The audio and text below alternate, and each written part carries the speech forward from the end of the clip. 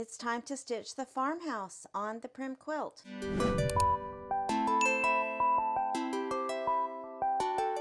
The farmhouse is on page 28. I have my fabric that has been backed with fusible interfacing, and I have my batting. As a reminder, I am adding batting and background quilting, which is different than the directions. Let's stitch out the farmhouse. I've opened my USB. I'm going to go to my combined files folder, and I need the farmhouse block, which is block 6. I will hit set and embroidery. I do have my stabilizer still attached to my roll, so I am going to go to layout and move and bump that up. Again, that's totally optional.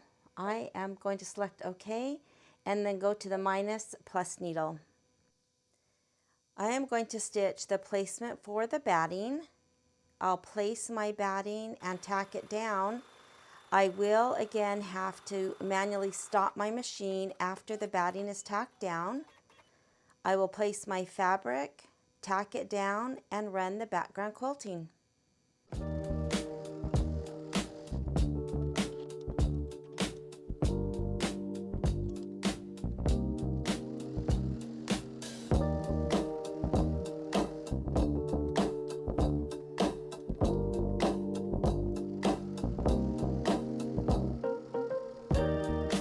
I'm ready to place my fabric for the farmhouse, and I want to note it might be a little bit hard to see because I just used the same thread as the background quilting, but here are the sides of the left side of the house.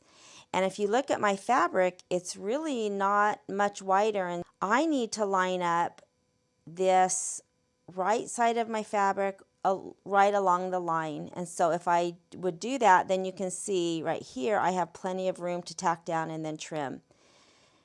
So I am going to place this, just making sure that I have extra, of course, on the top and the bottom. And that needs to be right side up, this fabric. Now the second piece of the house is going to be placed also right now, and it's going to be placed right side down along that right hand side. And I had directional fabric and I wanted my stripes to go sideways, so of course that's how I cut my fabric. And I just need to make sure that I'm a little above the line, which ends about right here, about the top of this flower, and it ends just under this leaf for me. So as long as I'm centered, then I'm good. Again, this is right side down, and it's going to stitch about 1/4 inch in. I am going to go ahead and put a little piece of tape because I want those to not shift when I put it in.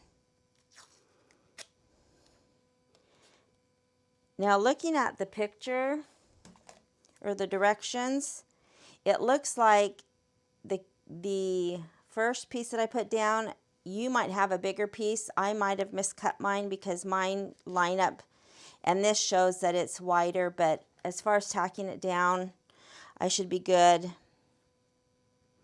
I should be good. All right, so let's go tack that down.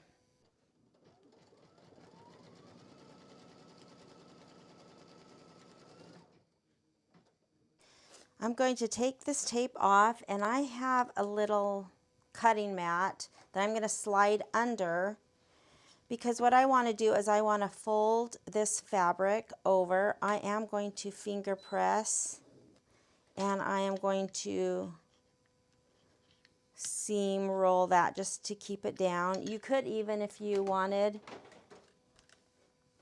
iron it to make sure it's flat. And now the next step is going to tack the whole house down, and so I am going to just tape it since I have this tape right here. I am again pretty close to that one, but it's pretty flat. So now it's going to tack that down.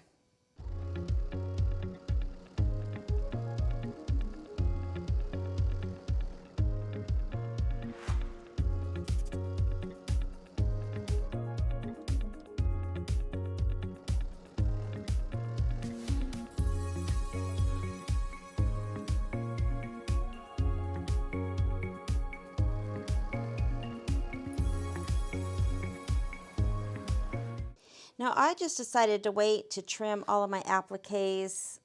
The only one that overlapped was this last one, and even then I could have probably saved half of this by spinning this fabric, but it was kind of close. I kind of did that up here. I have a nice chunk that I can save, and I'll just put with my stash. All right, so now I'm going to trim all of these up.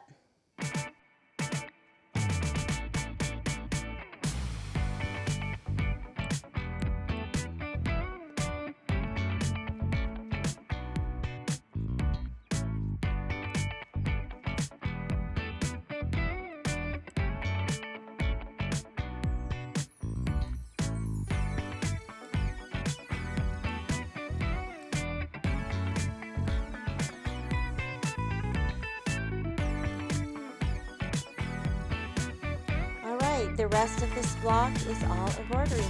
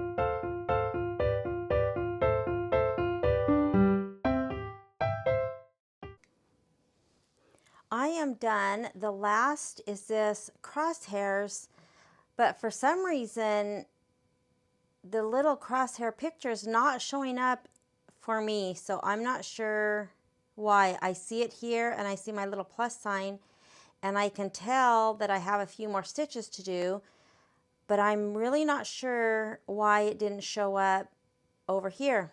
But I'm not stitching it, so if you are going to stitch it to help with trimming your blocks, which is what of course the directions call for, then you would stitch that out in a color that you can see. I can just go home because I'm done. And let's look at the block. So again, I am just going to trim my stabilizer right next to my fabric. I am not taking out my tack down of the fabric yet, and I am not trimming the batting and stabilizer out of the seam allowance, and I'm not trimming my block to size right now. I am going to wait until I have all of my blocks done. Again, that's just so that when I'm ready to start stitching the top of my quilt, I'll have nice crisp, clean edges, and I won't have any fraying if I were to, you know, trim this up right now. Now I do have to say this is one of my favorite blocks. I love it. I love the stars. I love everything about this. Look at the roof. Looks like a old cottage in Europe somewhere. The door has like columns. I love it. There's only one thing that I noticed, and again, it was on this applique. You can see the stitching tack down of the fabric.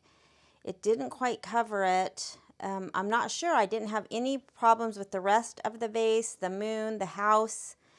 So I'm not really sure. So I am, even though, you know, it's tacked down and it's not going to come up, but because I don't think I covered even the edge of the fabric, I am just going to put a little fray check just to, you know, so that over time, again, this is going to hang on a wall and I don't think it would ever be washed, but I'm just going to do that on just that little bottom piece. I love this one. Again, this is one of my favorite blocks so far. And we are halfway done with the center of the quilt.